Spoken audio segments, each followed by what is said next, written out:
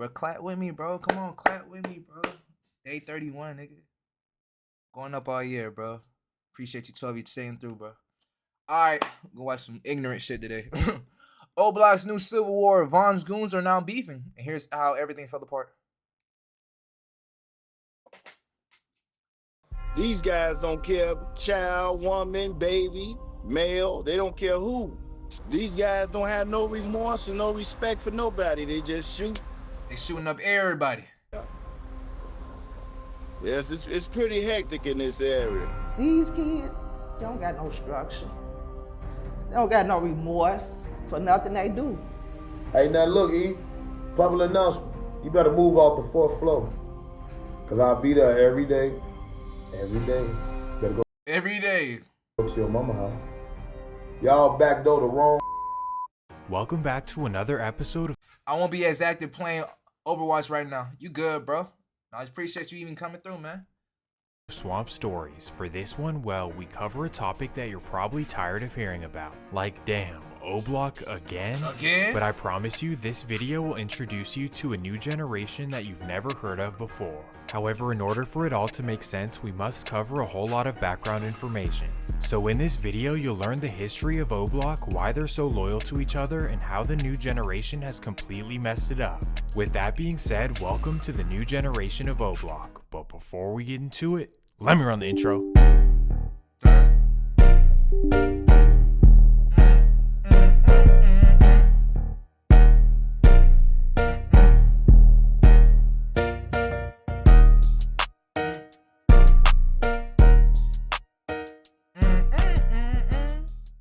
Chicago.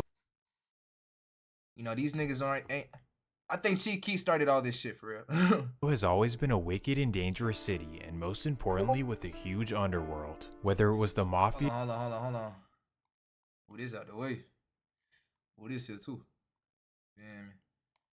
Alright, we go. the greaser gangs, the Latin kings, or today's GDs and BDs. Through all of these eras, there's always been one constant: the violence has never stopped. And because of this, hardworking families have been scrambling for decades to try to find a good neighborhood to live. So the families with good money either moved to the north side or to one of the various suburbs to get away. And that left many low-income families in truly dangerous and despair areas. Specifically, the south and west sides have become the worst parts of the city, averaging 2 to 3 homicides a day over the last 50 years. What? Damn. So every day 3 niggas is dying? As a result, many of these families felt trapped in this environment and were looking for an affordable way out. So what was the solution to this problem? I'm saying, bro. A wonderful new phenomenon called co-op housing. Co-op The housing. co-op has opened its doors to everyone. Canada's first co-op apartment building. Because managing a co-op means new responsibilities. Here, instead of buying an apartment, you purchase the right to live in it by investing in the corporation. It's cheaper than buying a home, and it's a great way to find an upstanding community. Because there's a barrier to entry, it pretty much weeds out all of the gang members and unemployed individuals, and it creates a safe enclave in the middle of the hood. Well, one of these complexes was built on King Drive between 63rd and 66th, easily one of Southside Chicago's worst areas. The co-op was named the Parkway Gardens, and at the time it was state-of-the-art for middle-class families. With 35 buildings and nearly 700 units, it quickly became a premier housing choice for African-American families. When I was growing up, this was considered the elite property for doctors, lawyers, nurses, professional O-Block was elite property? people that lived over here. This was the cornerstone Oh, yeah. Michelle Obama did live here. of our community. It's protected by train yards on the south and west sides, an elementary school to the north, and a major fence going down King Drive. So although it was in the hood, it was sheltered from the bad elements and the residents could live a peaceful life. This included the family of former First Lady Michelle Obama, for those who didn't know. Well, the glory days of Parkway Gardens lasted for a couple of decades with a strong middle-class community. But then, sadly, the complex would start its gradual decline.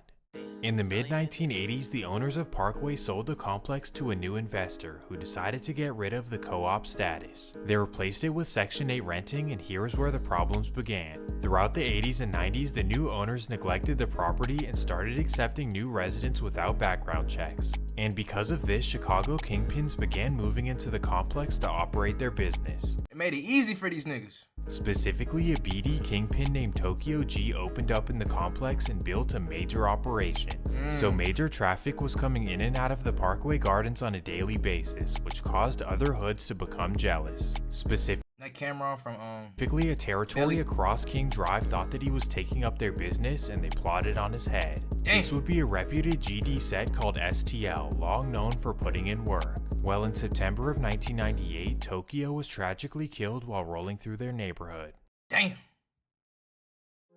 This is known to be the first official loss of Parkway as a collective, and from what we know, STL were the big bullies in the neighborhood, and they simply eliminated Tokyo because he was taking their customers. In most of Chicago, this So that's where that the 63rd and O Block beef come from, I guess. would start a They started it first. major beef, but Parkway just really wasn't like that yet. These other hoods had major gangs that had been rocking together for decades, and Parkway really had nothing. They didn't have structure, and there was no unity in order for them to fight off these other hoods. And as a result of all this, no one respected them in the streets, which will actually be important. Well, because of this lack of respect, many of the Parkway youth were tested and disrespected at school.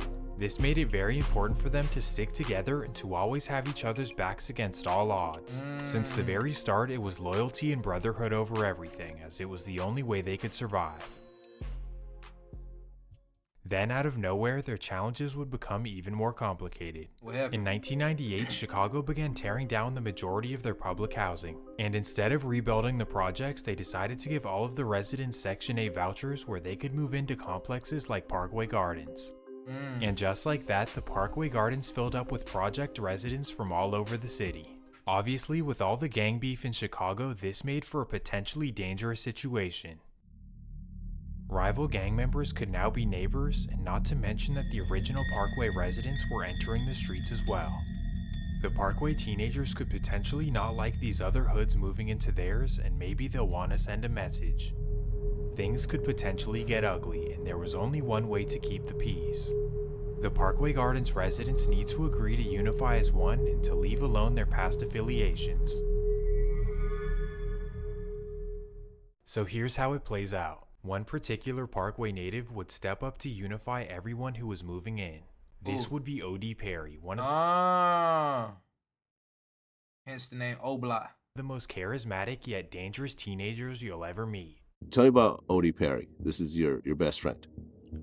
Folks was a gangster. He was real savage. Like, Folks was just like a young wild, but he had heart. You know, he was fearless. He was like, That's how you gotta be, y'all. You gotta be fearless out in this bitch. had no fear.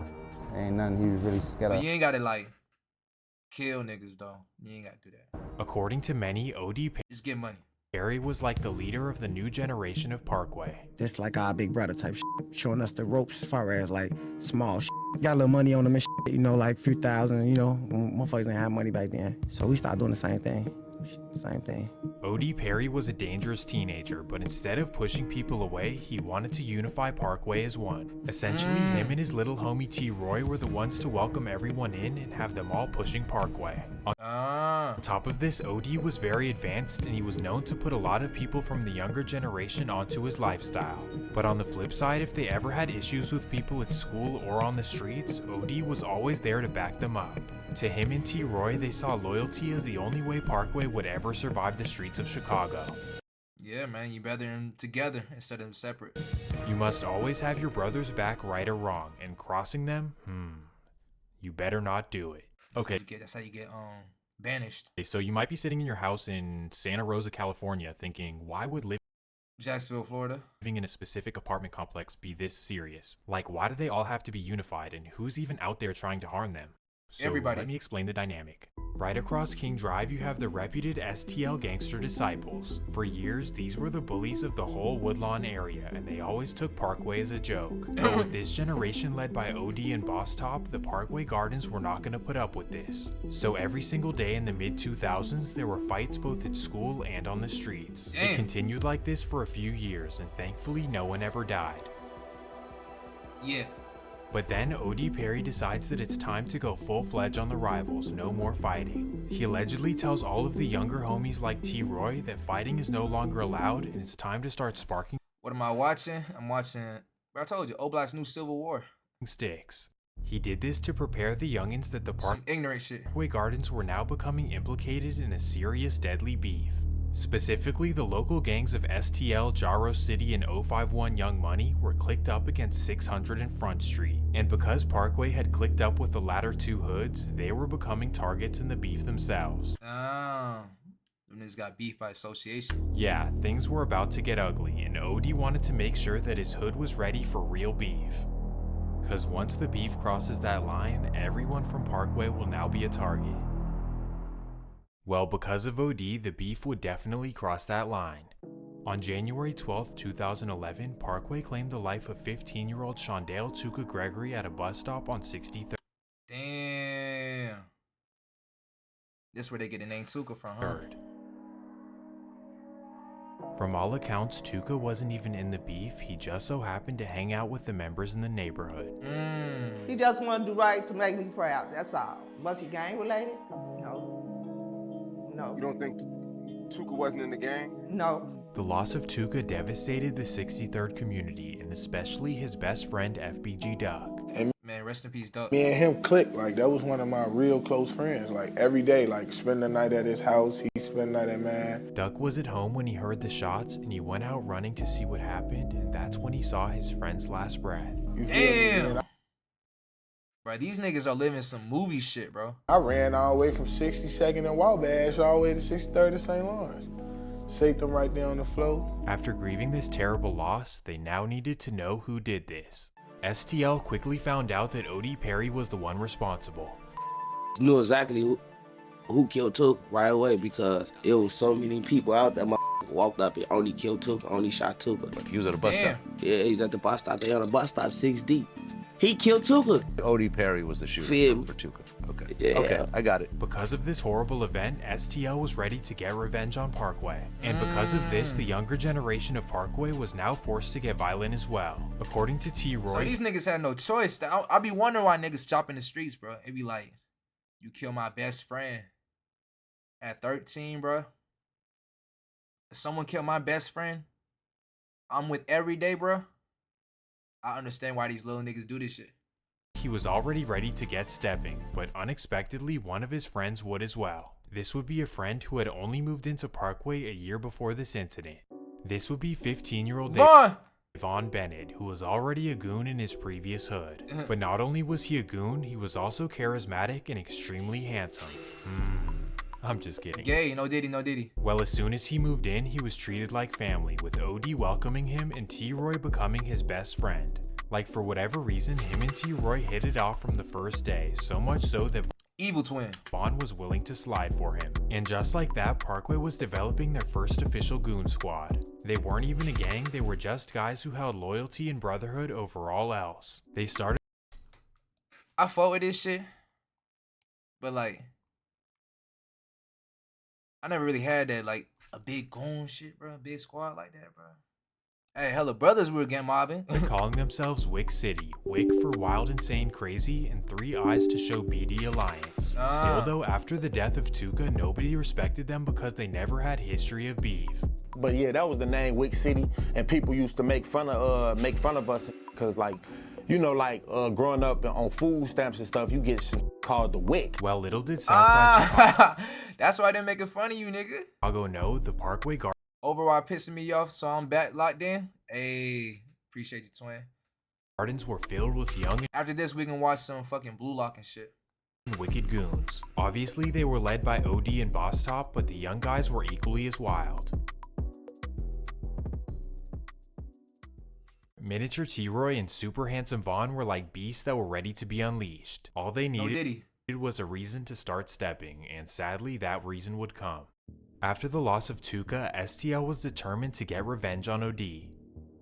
And that day would come, August 10th, 2011. It's shortly after midnight and OD Perry hops on his bike to head to the local store. As he exits the Parkway Garden gates, an SUV right there stops in its tracks. That's when two assailants hop out and run down on OD. Damn. He's hop out the car? This was a huge moment in Chicago history in the Parkway. Yeah, that's when like, when that nigga died, that's when they turned to O Block. And that's where the nigga Chief Keef emerged. Gardens were absolutely shocked. OD was one of those staples in the community that you can never imagine losing. Cause he was like one of our first ones that we lost. Like, we weren't losing friends at the time or losing.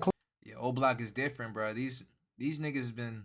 This is just a product of their environment. This shit has been generational beef and stuff. Close ones at the time. So when we lost him, everybody felt it. Due to his significance, everyone decided to ditch the Wick City name and adopt O-Block in his commemoration. O-Block. I remember the day after OD died, man, and I was like, damn, I wonder what the hell we finna call the block now, cause, and then as soon as we came around, we all the way on the 65th end, and I saw that bitch right there spray painted on the garbage can, O-Block. I tell that D, I'm like, I just thought of that shit. I'm like, I knew they was finna call this bitch O-Block. T-Roy was a demon? Hell yeah. I feel like them niggas were good kids at heart. It is a small devil. Yeah, man. Like I knew he was going. Like, just imagine someone murdering your best friend, bro. And these niggas seen witnessing this shit in front of them, bro. That's gonna fuck with you, bro. The loss of OD brought everyone in Parkway even closer together than before. These niggas are living movie lives, bro. That's why, like, the story's so crazy. We're all there for this, and for whatever reason, it brought them an inexplicable bond. Nothing could ever separate or divide O-Block. That would ruin me type shit, bro. Exactly, bro. You probably be hopping in the streets too. Because they were now all together in his commemoration. OD was big. I'm glad I ain't grow up like this, bro. Like, I grew up like happy, bro. Even though like this shit was like bad sometimes, I ain't. Nah, on everyone sticking together, so if we ever get in fights with our brothers, we're never taking it too far. Remember this. I would have two emotions, hate and sadness. Yeah, bro, and you be drilling people. For later in the video. Well, after the loss of OD, T-Roy and Vaughn would go absolutely nuts for revenge. It was sad, man, and then T-Roy was like there with him his last little moments, and T-Roy and damn. See, like, they're with them like the last moments the nigga died and shit. And then T-Roy said that, was like, damn, they got me, bro. Like, that was his last words. Damn. And to that, so that shit changed T-Roy. That shit changed T-Roy. That shit happened, Troy and Vaughn. What the jumped off head first, and when they did, they jumped off at a higher level, more aggressive than the niggas who was around or was. Shit, see? You see that? You see your best friend die? Either you go like, regress or turn to a super savage like these kids. At like 14, bro. T-Roy, Vaughn, and the rest of Parkway believed that it was a 14-year-old girl named Jakira Barnes who did this to OD. But damn! Not only this, her brother. A girl killed you, bro? There would insinuate. Real shit, though. For real, for real. Rated as well. She killed someone at 14 as revenge. It would change you mentally forever, bro. Hell yeah, bro. These kids are fucked. Over 2. But like, I feel like everybody's fucked. Like in terms like mentally. I feel like nobody in terms is all the way mentally there. Man, OD got his shit splat. OD Perry got killed at one point. But even after claiming the life of OD, the STL side was not done stepping. In fact, 3 more O-Block members would lose their life in the coming months. Damn! And they're saying that Junior. So with all these O-Block losses, Miniature T-Roy and Handsome Vaughn were ready to start stepping. Ooh-wee. In fact, over the next year, the duo would go absolutely nuts. They would allegedly claim the lives of rival members Lil Doc, Dirty Rel, Modell. Hold on. They would allegedly claim the lives of rival members Lil Doc, Dirty Rel. This nigga look grown as fuck. You got killed by kids, bro? Modell, P5, Boss Trell, Lil James, and Stunna. Damn! These niggas went crazy. 2012 was a truly dangerous year to be a rival of O. Yeah, when 2012 happened, bro, I was a sophomore in high school, bro. Everybody was talking about this shit, bro. Everybody, bro. Like, Lil Jojo, Chief Keef, this one, like, Chief Keef really blue for real. Block. Then in 2014, they would finally get real revenge for the loss of OD. On April 11th, 2014, Jakira K.I. Barnes was targeted in the heart of STL territory. Bro, you were 5. Bro, you a young boy. You don't know nothing about this. I'm just gonna miss her presence. She was a very I don't know nothing but Legos and Minecraft. well. Yeah, bro. So you were 5. Okay, then I was 14. Don't like. Lovely. Well, what year were you born? 17-year-old Jakira Barnes loved basketball, her friends, and being with family. Oh, wait, you probably born 06, 07 or some shit. I love her, and I'm gonna fight for her. 07, yeah. Cause my sister born 05.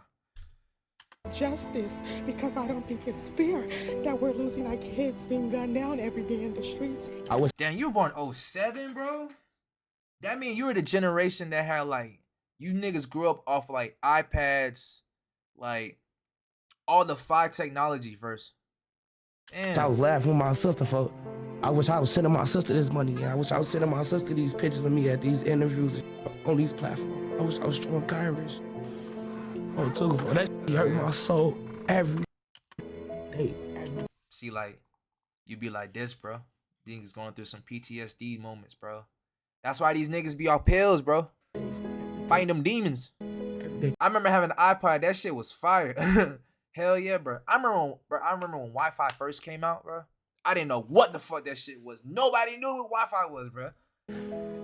This was a massive loss for the STL side, and it marked that now the beef was way past any points of repair. Vaughn and T. Roy were their biggest targets, but for the meantime, they wouldn't be touchable. They both went to jail, and T. Roy also went on tour with his friend Chief Keef. Sosa. Regardless though, T. Roy was bound to return to Chicago, and this is when O-Block would take their next massive loss. It's Valentine's Day, where most couples are spending Dr. Umar. time with their lovers, and where single girls are taking pictures on Instagram with flowers that they bought themselves. But when you're O-Block's biggest stepper, there's no time for the lovey-dovey. At 11 in the morning, T-Roy notices that his op posted a picture on Instagram, and he instantly knows the location. So 11 in the morning, these niggas have beef on their mind. No breakfast, no coffee, no juice, no nothing. They ain't beef, man. They see you post a picture, they come in and slide. So right away, he hops on the bus and heads down to his op's location.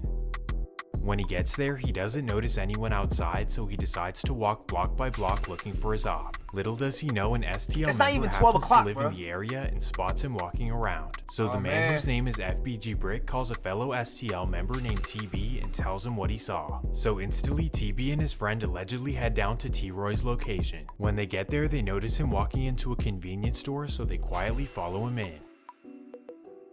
That's when they get up close to him, corner him in, and make a terrible decision. Damn.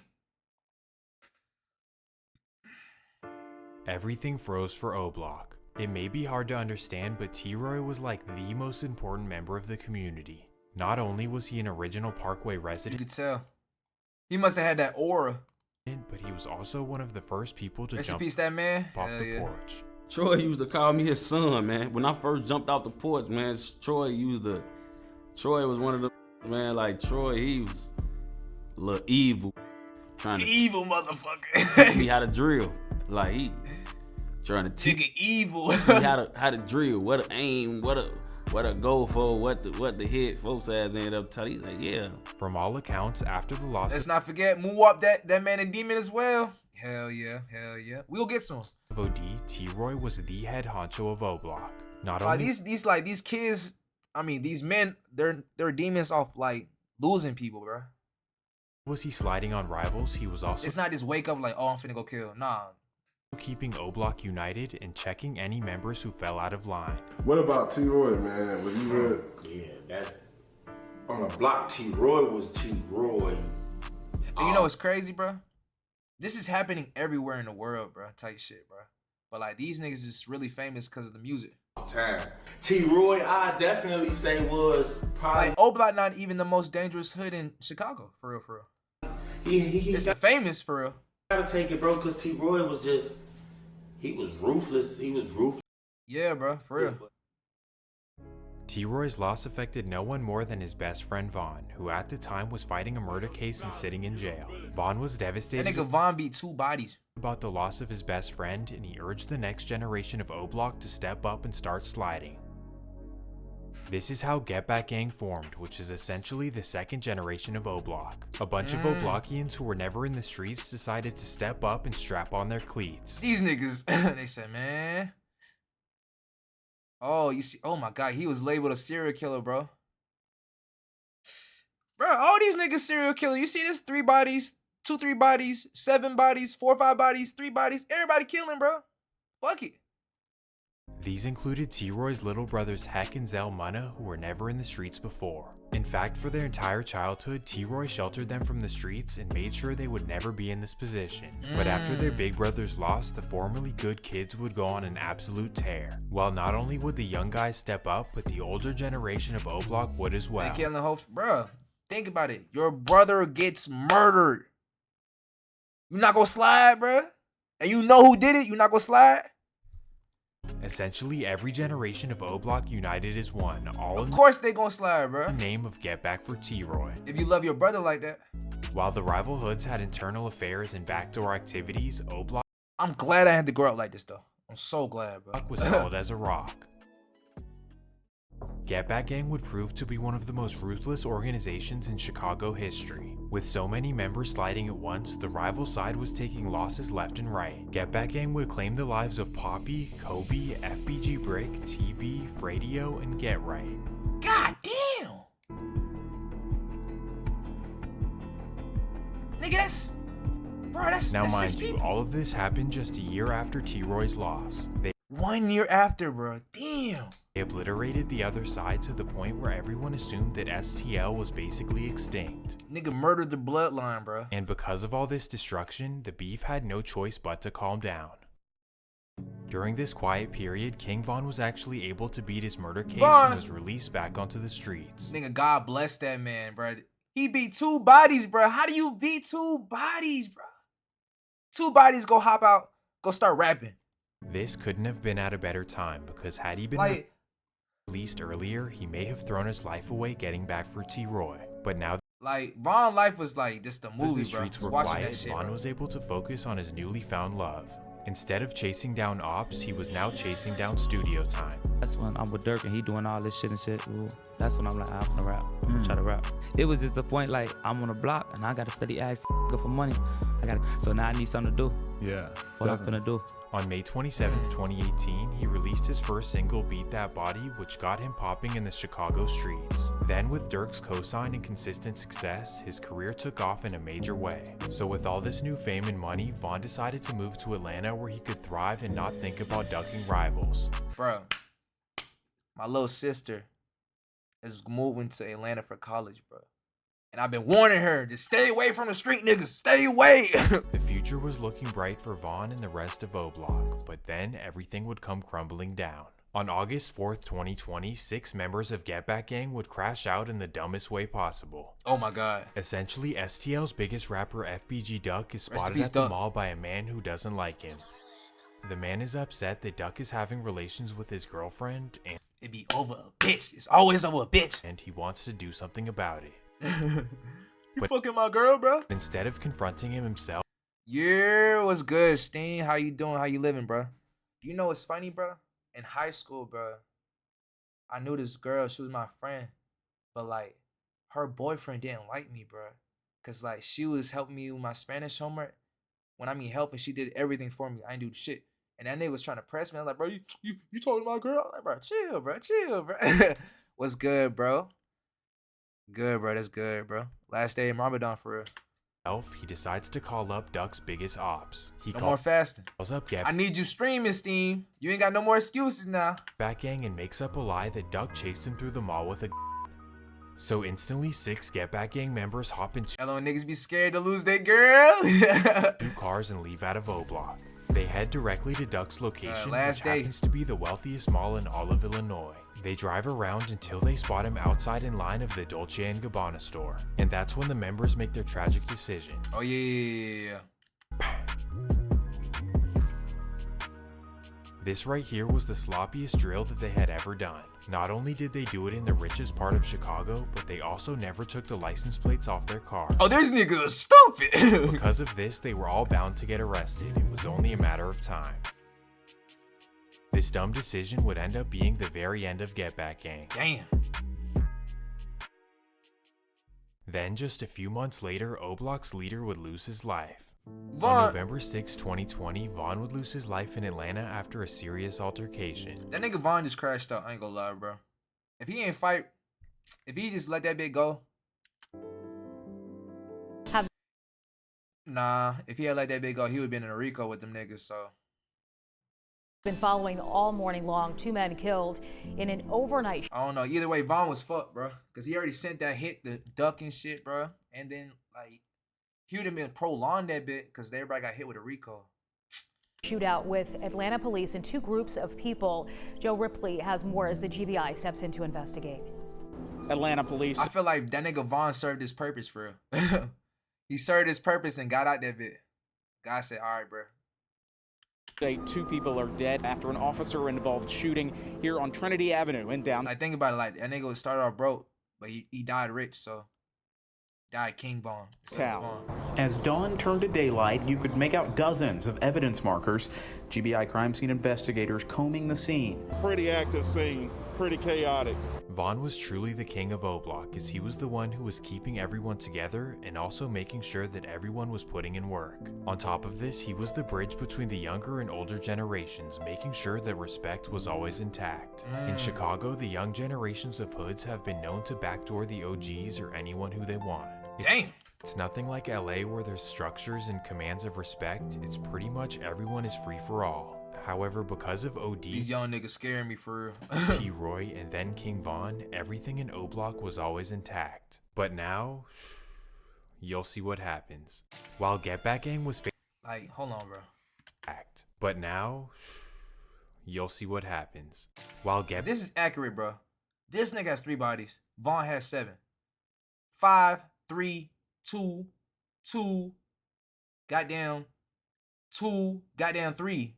Niggas is all serial killers. Back Gang was fading away, a new generation of O Block was coming up out of nowhere. But this generation is rarely heard about, as many people believe that O Block died when King Vaughn did. This couldn't be further from the truth, as Vaughn left them an awful legacy to look up to.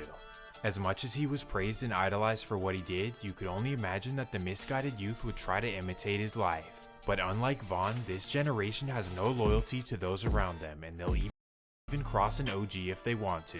Oh, these niggas the worst type of niggas. This what they get. I don't know if I'm talking right.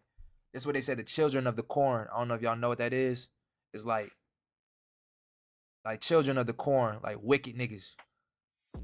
But first, let me introduce you to the next generation. I feel like this shit only will get worse and worse and worse, bro, unless like, I don't know, bro. God We need to start come out back. with a teenager named Jamon Brown, commonly known as Munamond. As a kid, Mon spent his whole childhood in O Block witnessing all of the tragedies you've seen in this video. Damn. But despite this adversity, Mont had a good head on his shoulders and was able to do well in school through all the chaos. I mean, he even played on his high school soccer team. Oh, fine. So while his friends were already in the streets, he was mainly focused on college and his financial future. Well, his determination would pay off as he was accepted to Western Illinois University, where he enrolled as a freshman. Life was looking like a success story for Jamon, but after a few months in college, things would take a sharp left turn.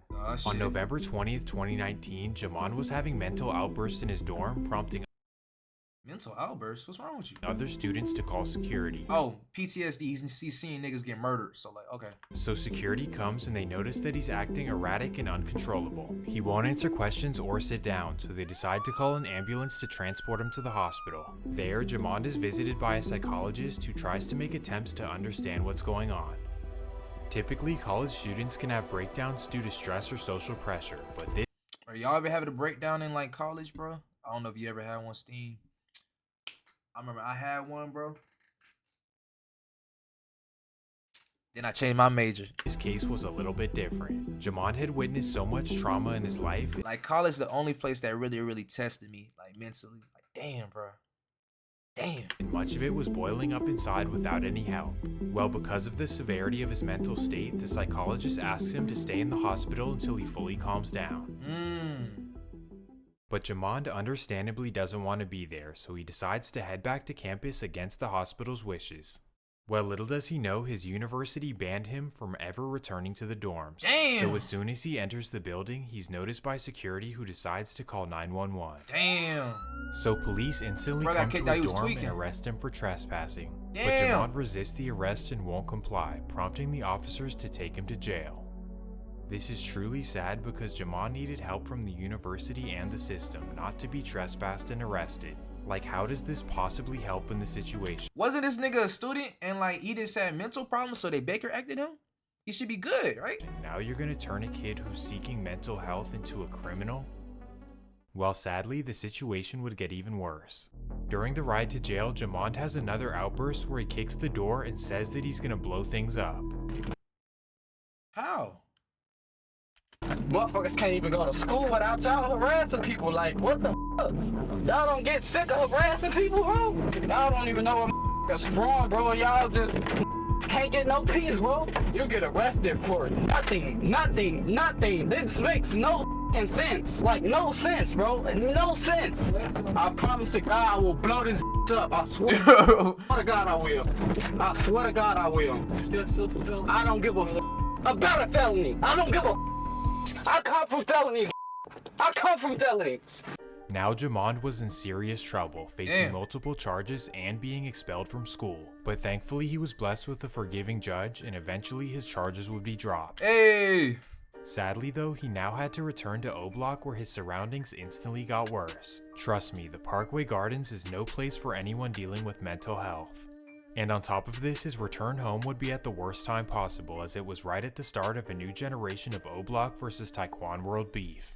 While Jamond was off in college, his friends were jumping off the porch on the rivals. And on that note, let me introduce you to the new generation of O Block. First, you have Jamond's best friend named Lil Mike, a young dude who's known for being reckless in the streets. Then you have Taekwon Manny, also known as TQ, a 17-year-old known for getting money. Next, you have his older brother DQ, who's on the same height, but he's also trying to be the next King Von. And finally, you have the young guys Jado, Nuwop, and the youngest Tai Mana. So this is the new O Block? So directly after Mon's return from college, this is exactly who he was hanging with. And just 2 weeks after his return, things would get tragic for the first time in this generation. That takes us to December 8th, 2019. It's a Monday afternoon in O Block, and TQ gets ready to do business in another hood. Specifically, he heads 15 minutes down the road to a hood called Fintown. Fintown has nothing to do with O Block, so TQ figures that everything is straight. Wrong. So he arrives in their hood and waits on 87th in order to make a deal that he set up online. He waits and waits and waits, but suspiciously nobody shows up. Then after 10 minutes of waiting, a man in a mask approaches him quickly, and sadly the man makes a tragic decision. Damn. Everyone was devastated, but also puzzled about the situation. Who could have done this to TQ, and why did they set him up? At first, it didn't make any sense, but then the Oblockians started putting 2 and 2 together. And it all centered around an alleged Fintown member named BCR Measle. Why? BCR Measle? Why? Well, because he happens to be the first cousin of FBG Duck. Makes sense. Everything makes sense. Now, of course, this is just speculation, but later in the video it will make sense. So remember the name, BCR Measle. Well, regardless, this is when the new generation of O Block decided to step up. This includes Manamond and of course all of the other members I mentioned.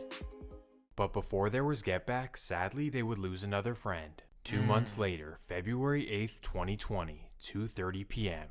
Jado gets a text from his friend Dinero asking him to come over and make a deal. So Jado instantly gets ready so that he can head over there. But as soon as he departs from O Block, a man is following him. He catches up to Jado and doesn't say a word. Instead, he makes a terrible decision. Damn. Jado was like the O.D. Perry or the T. Roy of the new generation. He was charismatic, he brought everyone together, but he was also nothing to play with. He was like our age group, like the new generation from our block. He was the leader. I'ma say, yeah, he's like the brain. Like one of the smartest one out of all us. Yeah, like folks was like the brain and the muscle. Yeah. Like he was the mastermind after all that shit. Well, because he was so important to O-Block, the young generation started calling themselves the Jado Jumpouts. Now everyone was on board to get revenge for Jado, but there was one question. Who did this, and did Dinero set him up? Well, right after the news... Hold on. Go ahead, blood. I gotta make a couple moves. Tens. Yes, sir. broke, Dinero posted a screenshot of his last conversation with Jado, pretty much saying that he wishes he never texted him because that way he would have never come outside.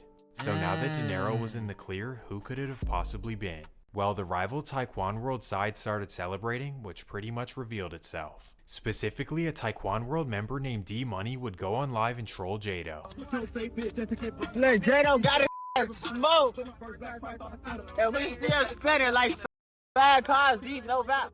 This would not end well for D Money. That boy just asking for it. May 15th, 2020. It's a nice warm evening in Southside Chicago, and D Money is outside walking his dog. As he's casually walking around his neighborhood, a car creeps up on him. That's when a man hops out of the passenger seat and runs all the way up to him. And before D Money can even react, the man makes a terrible decision. Damn. Stop dissing online, y'all. And just like that, another generation of Taekwon World versus O-Block beef was stamped. It's the same exact way that T-Roy and Vaughn went on a tear for OD, and then how Get Back Gang went on a tear for T-Roy. If one thing is for certain, damn, this shit will not stop until everybody's dead. Is that starting a beef with O-Block is never a good idea. Once you poke the bear, they just never stop coming, and there's no timeline on revenge. And that fast forwards us a year to February 8th, 2021. In Chicago, trying to throw parties or just having fun with your friends is never an easy task. You never know if you're— I'll never go to no Chicago party. What? Just get shut up? Ops are gonna show up to the party, or if a simple argument will turn deadly. It's like every time I go to a party on the north side, bro, they shooting. Can't even have fun on the north side, bro. So because of this, many people from the hood in Chicago will head out to other cities to have some fun and peace. Sometimes they'll go up to Milwaukee, out to Iowa City, or potentially down to Indianapolis. But for FBG, they tend to stay closer to home in the tucked off suburb of Bloomingdale, Illinois. In particular, they rent out a couple rooms at the Indian Lakes Hotel where they can have some peaceful fun. Well, on this particular Friday night, the word gets out and over 200 people show up to the hotel. This includes FBG Duck's cousin Measle, who O-Block believe claimed the life of TQ. Remember, y'all. Because of this, Measle happens to be one of the most wanted men in Southside Chicago. But on this night, he figures no one will find him and he can sit back and have some good old fun. Wrong. The party is jumping, girls are twerking everywhere, and everything is going well for over an hour. It gets to the point where the whole 6th floor hallway is flooded with people, and it's a party like you've never seen before. Well, at 2 a.m., a couple of men in masks wiggle through the hallways. You ever been to an apartment party, bro? Like a deep apartment party, bro? Niggas going in your room, trying to use the bathroom and shit. For Measle. They then push their way into the party where they see him. Sadly, they make a tragic decision. At the party? That's right. Right now, police still here on scene of the hotel, serving search warrants, looking for evidence like weapons linked to this investigation. Police tell me this isn't the first time they've been called to the hotel. It was the sound of gunfire coming from the Indian Lakes Hotel around 2:30 this morning that prompted this massive police response. Units respond to Indian Lakes Resort for the shots fired report, 250 West Chick. What police say started as a large hotel party with nearly 200 people ended in gunfire, and a Chicago man is dead. Unfortunately, there may have been more because over 100 people fled the hotel before we had contact with them. The victim identified as 27-year-old James McGill. McGill lived in the city's Inglewood neighborhood. Police say they've been called out to the hotel for drug and gun cases in the past, even writing a letter to hotel management, asking them to address these issues. Lighting, security, additional staff, management on duty. So we've conveyed to them that we had concerns back then, and we almost predicted that something could happen there. During the party, they try to warn them niggas, but no one listens. Which spanned 2 floors, investigators say only one employee was working and no security on scene. Well, because of this incident, the owners of the Indian Lakes Hotel were forced to shut down their business. So not only did May 15th claim a life, but it also claimed a major business for a family. New at 10, the Indian Lakes Hotel in West Suburban Bloomingdale will shutter for good after a deadly shooting there last month. Today, the hotel's owner, First Hospitality Group, agreed to surrender its business license. Hey man, this is unrelated, bro. I just saw on Twitter, Julian Newman just declared for the draft? And end all business on the property. Why? All right, bro. Bloomingdale village leaders said the hotel had been a trouble spot for years. Well, even though there were 200 people at the party, zero... That's what I'm saying. Why? It might be fake. It was on NBA Central. I don't know. People came forward with evidence. So, of course, we don't officially know who did this. He not even that nice. He not nice, bruh. He just... But he should be like a... He should do and one. Block member do like street ball. Post something on his story. The day after the incident, he would post a picture with a cutout of TQ and he'd say, "And now his killer is dead." On top of this, just the next day, a whole crew of O'Blockians would seemingly celebrate the loss. The new generation of O-Block was doing the same exact things as the past. But thankfully, to this point, O-Block was still unified as one. You say he should be like the professor? Type shit, bro. He got the same moves. And even after the loss of all their leaders. But then the Jado jumpouts would ruin all of that for the first time ever. These guys would instantly become more reckless than any generations of the past. It only gets worse and worse from here. So here's how it goes. The story goes that Munamond made the reckless decision to rob an OG O-Block member for $15,000. Damn! Nigga had 15 racks like that. Why ain't he put in the bank? Why ain't he put in the bank? In the history of O-Block, this has never been okay, and OD, T-Roy, and Vaughn would definitely not allow this. Especially because the alleged victim was one of T-Roy and Vaughn's closest friends. But for the young generation like Munamond, they had no respect for the elders and would literally cross anyone for money. Well, because of these reckless actions, an original O-Block member named Aroy would call for the DP of Munamond. Aroy was a respected and active member since back in the day, as you can even see him in vlogs from around 2012. Okay. So because of his seniority in the hood, he had every right to discipline Munamond. That takes us to December 15th, 2021.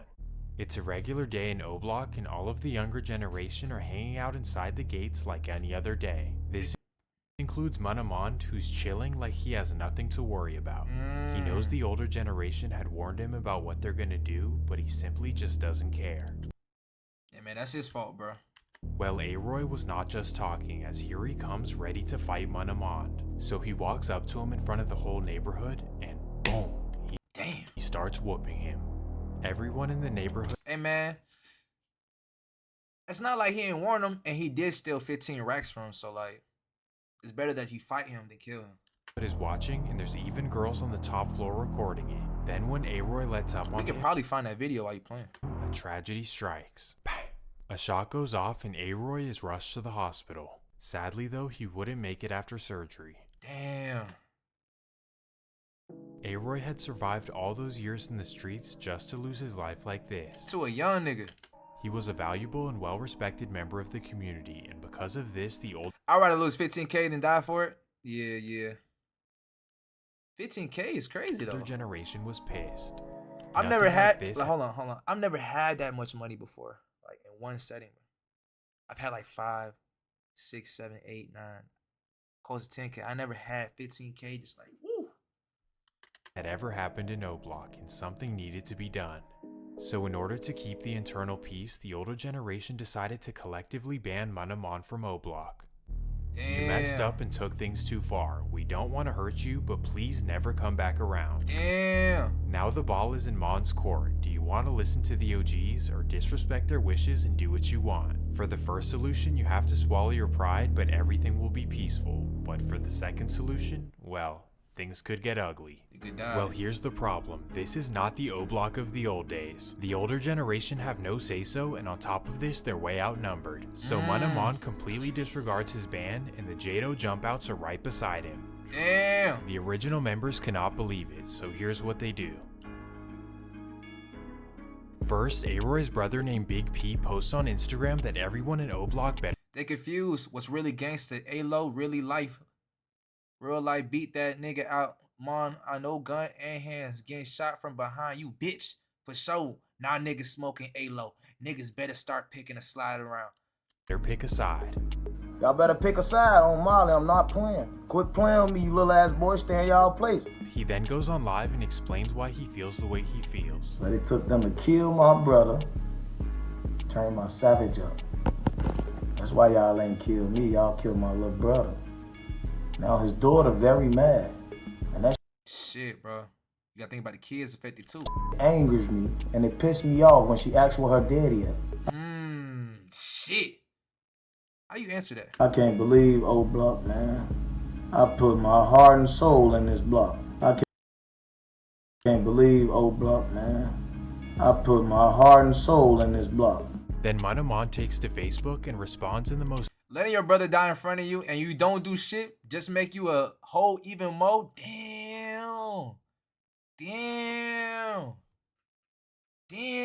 Disrespectful way possible. Letting your this dumbass nigga still on Facebook? Your brother die in front of you and you don't do that just makes you a bitch even more.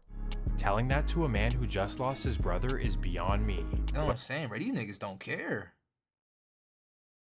These niggas don't care, bro. But like I've said, they don't have no goals, no dreams, no aspirations. These niggas just want to drill, bro. These niggas wake up, man.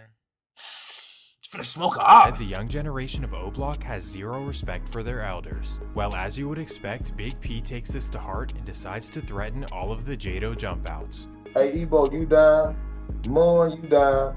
Lil Mike, you down? D-Lo, yeah, Mon first, definitely first. No, matter of fact, hey, Chop, I know Mon Low, we gonna get over him anyway. We gonna feed him a sandwich before we kill him. We gonna feed him a sandwich? What? Better move that crib. Think I'm gonna let that little shit slide? Nigga better move that crib. Well, for whatever reason, MacKillEmm takes this all as a joke and he responds on Instagram Live. That's nobody. He ain't no threat. He ducking us down, sir. Threat. I'm fooling me, ain't no threat. Stop trying to make it seem like he a threat. He a goofy for the internet. They be thinking threats. Hey, he ain't no threat, man. Stop making it seem like he a threat. This is the same nigga that was tweaking out earlier. Goofy on full grade. Folks be woofing on that. Nobody. I know ain't nobody gonna do. They can fool y'all with this internet. They ain't fooling me. So where y'all at then? Jado jump out, boy. It's Jado jump outs. That's it for life. I take that shit to the grave. That was my boy on full grade. After this, he on the net wolfing. On the guys, this nigga a big ass troll. He ain't gonna do shit to nobody. And if he is, damn, what the fuck? He waiting on Christmas? The New Year shit getting boring, man. Big gummy police. P and the jump outs would go back and forth online for plenty of days. But sadly, this is not LA where they talk about each other and that's all that happens. This is Chicago where it always turns up badly. The rest of So Chicago more real than LA? 2022 would be a bad I believe it. Year for Big P. According to him, he's got switches and shit, bro. Jump outs lit up O-Block and hit him in the face. Thankfully, though, the injuries were minor and he would be okay. They can't believe. And hit him in the face. Thankfully, though, the injuries were minor and he would be okay. They can't believe I'm still alive. I'm still alive, Charlie. Why do niggas do this, bro? Every time they survive something, I'm still alive. I'm still alive.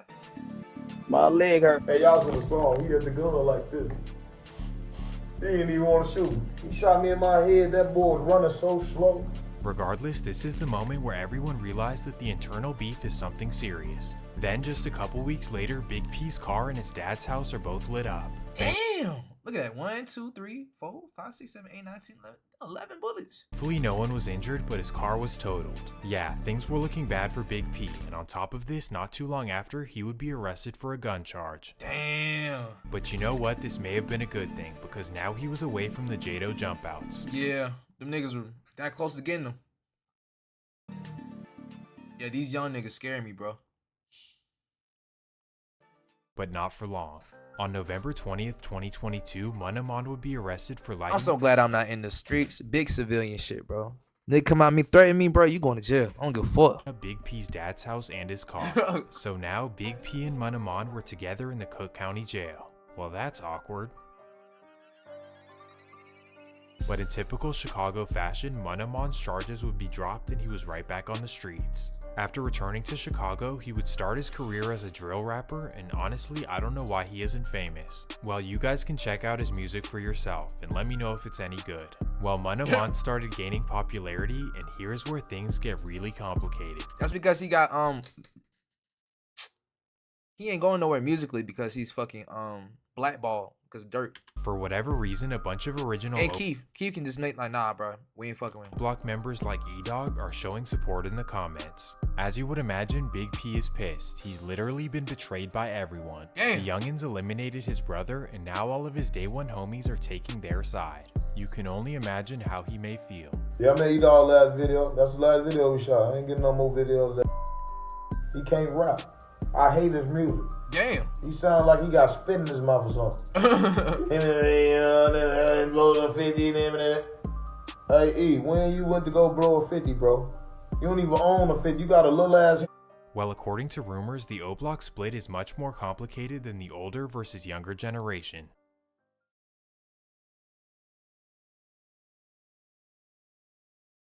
From what we know, in the summer of 2022, Big P was not only beefing with the Jado Jumpouts, but he was also beefing with his former friends. Damn. So let me break it down. The FBG Duck murder case was a pivotal moment for O-Block. A bunch of members accused other members of snitching, and it caused a whole bunch of nonsense. Bruh, them niggas snitched on each other. Well, they got life. P was one of these, as he called out Bruh, life in prison is crazy, bruh. Boss Top for snitching.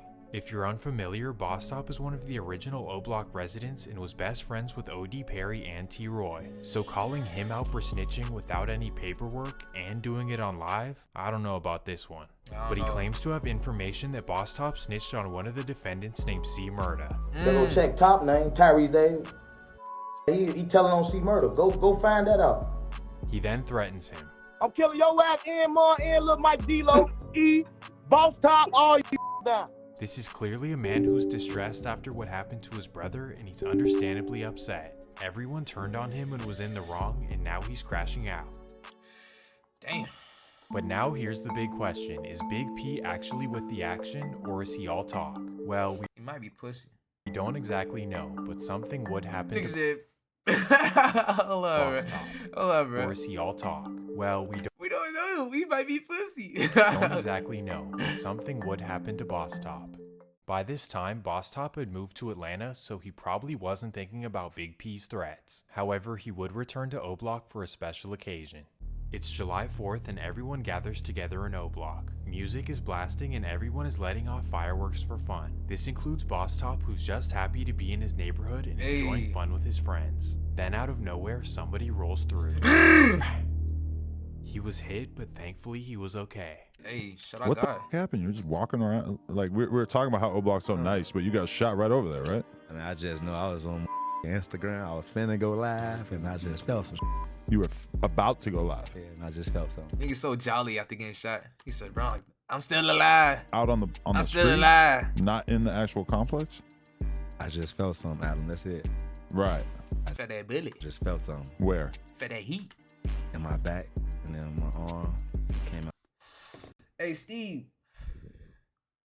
I don't know if you got this type of shot, but I know like immigrants, when they first come to America, bro, they give you like immunization shot, right? And they give you like a scar right here. My mama, my dad, and me only have it, bro. Everybody else is born here, bro. Do you got one of them shots, bro? That just came to my head. On my side right here, side of my chest. You had to go to the hospital? No, I went to the vet. I went to the vet. What the fuck? We ain't got no bootleg doctors. So obviously, Boss Top is in good spirits, and he's an example that if you have old beef, please get out of your city. Move, nigga, move. Don't know exactly who did this, but all of this internal conflict is definitely sad. If OD Perry, T-Roy, or Vaughn saw what was happening today, they would lose their minds. Oh God. O-Block has completely fallen apart, and the majority of their beef is internal. On top of this, the younger generation has ruined some relationships with O-Block's former allies. So here's what happened.